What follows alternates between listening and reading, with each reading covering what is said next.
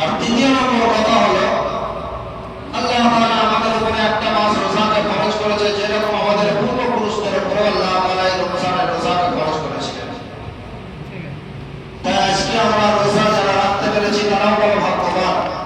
রোজা রাখার সাথে সাথে আল্লাহ রাসূল সাল্লাল্লাহু আলাইহি ওয়াসাল্লাম বলেন, যে ব্যক্তি রমজান মাসের দিনের বেলাতে রোজা রাখলো এবং রাতের বেলাতে 10 সালামে 2 রাকাত তারাবির নামাজ আদায় করলো, আল্লাহ তাআলা তার নামায়ে আমলে যে সওয়াব লিখবেন সেটা সে নিজেও কল্পনা করতে পারবে না এবং পৃথিবীর কোনো মানুষ সেটা জানে না।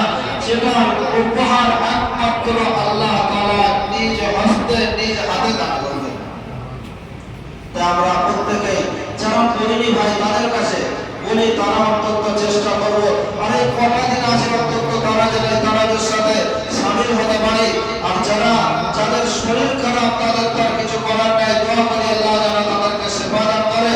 আর যারা শরীর সুস্থ আছে তাদেরকে বলি রমজানের রোজাটা অন্তত রাখো, আর রোজা রাখার সাথে সাথে তারাবির নামাজটা অন্তত আদায় করার চেষ্টা করো।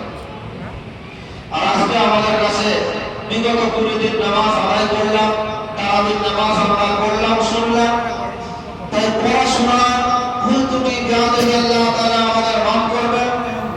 দ্বিতীয় নম্বর কথা, আমি ইমাম সাহেব হিসাবে আপনারা কথা দিয়েছেন, যদি আমার দ্বারাতে যদি কেউ যদি কোনোভাবে কোনো প্রকার যদি কেউ কষ্ট পেয়ে থাকেন বা কোনো প্রকার যদি কেউ আমার দিক দিয়ে কোনো বিদ্রুপ হয়ে থাকে বা কোনো ব্যথা পেয়ে থাকে, সে কথার দ্বারা বলার দ্বারা চলার দ্বারা যে কোনো দিক দিয়ে, তাই আল্লাহর রাস্তে আজ এই লাইলাতুল কদরের রাতে আপনাদের কাছে এবং যাদের কানে মাইকের আওয়াজ যাচ্ছে তাদের কাছেও সকলের কাছেই বলি, যে বড় আওয়াজ করে বলি